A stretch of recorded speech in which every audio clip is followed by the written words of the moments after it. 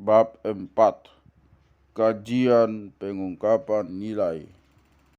Perlambang atau simbol-simbol yang dinamakan perlambang adalah sesuatu seperti tanda, lukisan, lencana yang menyatakan sesuatu hal atau mengandung maksud tertentu yang telah diterima oleh masyarakat serta disepakati bersama masyarakat pemakaiannya. Dalam naskah Nanjung Bailik, salah satu aspek yang menjadi bahan kajian adalah perlambang-perlambang atau simbol-simbol. Dalam naskah, banyak dijumpai perlambang-perlambang atau simbol. Berikut akan diuraikan hal-hal yang terkandung dalam perlambangan tersebut dan bagaimana masyarakat memakai dan mengartikannya. Perlambang atau simbol antara lain: 1. Ulos, artinya kain batak. Matogas maeme tubuh ma na di dalam laut, koma jolma dirajai di bereng matutu di ida ilik do na payak di jolma. Dongni pitogodok do panai lina, dongni asa dijemput ma na tinubuhon nai dibaluti tu ulos, dongni asa diapehon matu takingan iliki. Setelah putri raja lahir berwujud kadal, istri raja merasa gondok dan malu, namun dia tetap menganggap bahwa anaknya berwujud kadal sama dengan manusia, dibaluti dengan ulos, membalut dengan ulos karena dia dianggap sama dengan manusia biasa. Ulos melambangkan bahwa yang lahir itu juga putri raja, sekaligus ulos melambangkan kehidupan menghangatkan. Demikian juga ketika Nanjung Bailik dihantar ke hutan tombak, dibekali juga 3 helai ulos yang juga menandakan bahwa dia orang Batak dan melambangkan kehidupan. Dan naskah seperti dalam kutipan, aha mauga sanidainang hubayan Papua, aha mauga sanidainang hubayan Papua ma asau boto boti maninna rajai. Ben hamu masalah pakus salapa omas, hadapu hadam omas, titin omas, ulos tolu ima bainu gasaku boti maninna. 2. Babi. Raja Manungsang Langit Panglima Jomba Porang, adik dari Raja Sisingga Hulu Balang, setelah mengetahui istri abangnya melahirkan, merupakan kewajiban mereka untuk menjenguk anak yang lahir sesuai dengan adat istiadat mereka. Raja Manungsang di langit menyuruh anaknya Raja Manubung memotong babi sekaligus mempersiapkan segala sesuatu yang perlu untuk menjenguk anak yang baru lahir. Merupakan kewajiban kepada adik yang untuk membawa makan daging babi. Setelah dengan demikian sebaliknya abang menyediakan jamuan kepada adiknya dengan memotong daging babi. Babi merupakan makanan suguhan sekaligus melambangkan adat istiadat Batak. Demikian naskah sebagai berikut. Dungni asabut ma ari torang niarina di dokon ma anakna nama gua Raja Manubung di langit pangultop na sumurung pagi pugata we sikang ma amang babitai sada asa tak sehat asa adong idahan boanota tu hutan ni amang tuam nunga tolhas leat ni harawan di inang tuam boti manina rajai jadi disiapkan anak nai masada babi. Apapun gagasan yang hendak dilaksanakan dalam adat Batak tetap dilaksanakan berdasarkan dengan musyawarah yang didahului dengan jamuan makan bersama. Sudah menjadi adat Batak bahwa setiap kegiatan harus didahului dengan makan. Dalian Tudatulu J. Gultom 1993. Besar kecilnya jamuan biasanya dapat ditandai dengan jamuan, dalam hal ini babi, yang dapat melambangkan adat dan bagaimana pelaksananya pada saat itu. Dalam naskah, baik pihak Raja Abang menjamu adiknya yang datang mengunjunginya dalam rangka kelahiran anaknya, dan adiknya pun sama-sama memotong babi. Pada saat sekarang hal tidak demikian yang datanglah membawa jamuan dan makanan yang dibawa itulah yang dimakan bersama. Kalau hanya adat kelahiran, kecuali dalam situasi lain atau adat perkawinan misalnya, Jadi dalam naskah pemotongan babi melambangkan makanan tradisi saja. 3. Bulan. Menurut Kamus Bahasa Indonesia, karya karangan Purwa Darbinto, bulan artinya bola langit yang bergerak mengedari bumi dan tampak terang pada malam hari.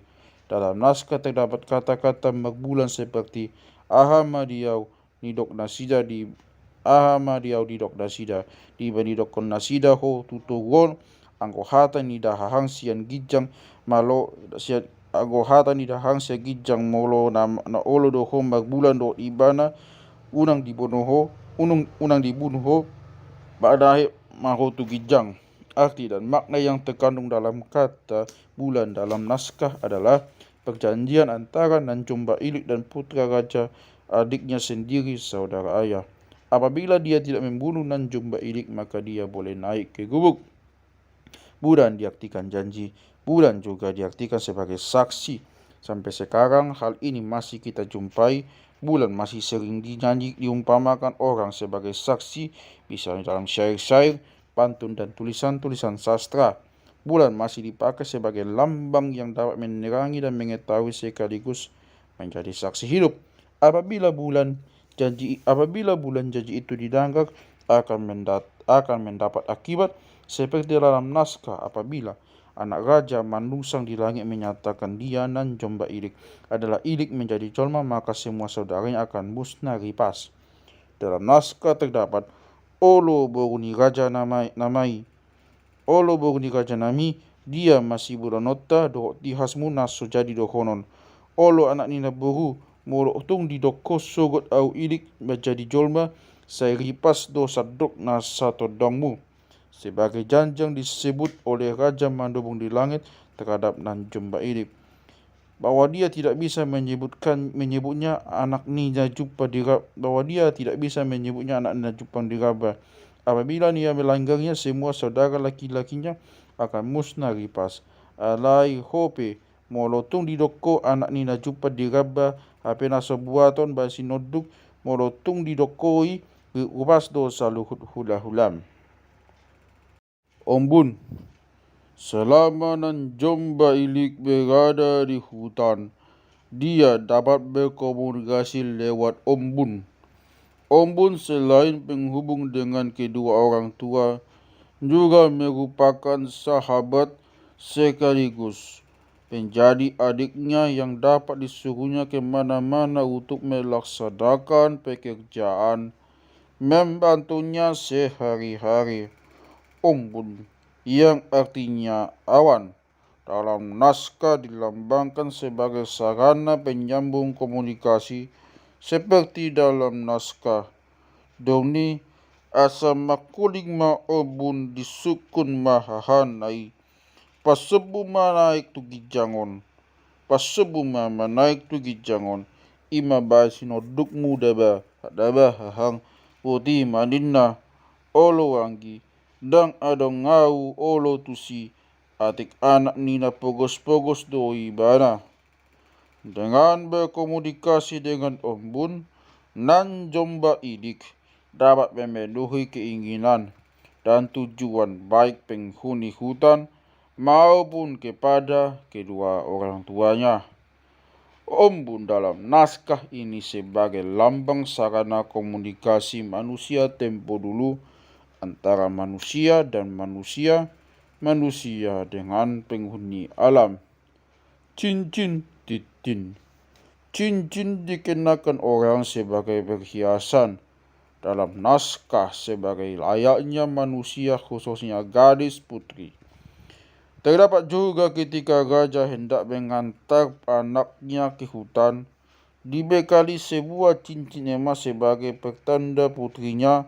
Seperti dalam naskah terdapat bain hamumas salapaku salapa omas hadapu hadam omas titin omas ulos toru ima bain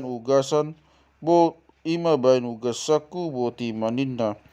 Cincin titin terutama salah satu kelengkapan Nanjomba Ilik yang diberikan orang tuanya ketika dia menyuruh ombun untuk menjumpai orang tuanya pertama sekali. Cincin Pertanda putria itu diberikan kepada Ombun supaya ibunya yakin bahwa yang menyuruh Ombun adalah putrinya. Ketika Ombun menunjukkan cincin itu, mereka pun yakin bahwa yang menyuruh Ombun adalah putri Nanjom Bailik. Dalam naskah tertulis, tung sampai pitu bongin, tung rapna sila dohot obuni asama kuring ma borun Nanjom Bailik, boti mayanggi lau ma tuhutani amata, mangalap idahan dohot mangalap na purata, asa arong panganota buwan matitin cincinon asa pos rohana sida bodi manina. Jadi lau maibana dong ni saat maibana go di hutai bongot maibana tu hutan ni rajai. Setelah Om Bun sampai di kampung, Om Bun menyampaikan pesan putih raja kepada orang tuanya. Agar raja yakin bahwa Om Bun disuruh oleh putih raja, dia menunjukkan cincinnya. Kemudian raja pun percaya karena cincin itu adalah pertanda yang diberikan kepada anaknya Nanjom Bailik. Kemudian istri raja memenuhi segala permintaan dari anaknya itu. Kemudian Om Bun pun berangkat ke hutan.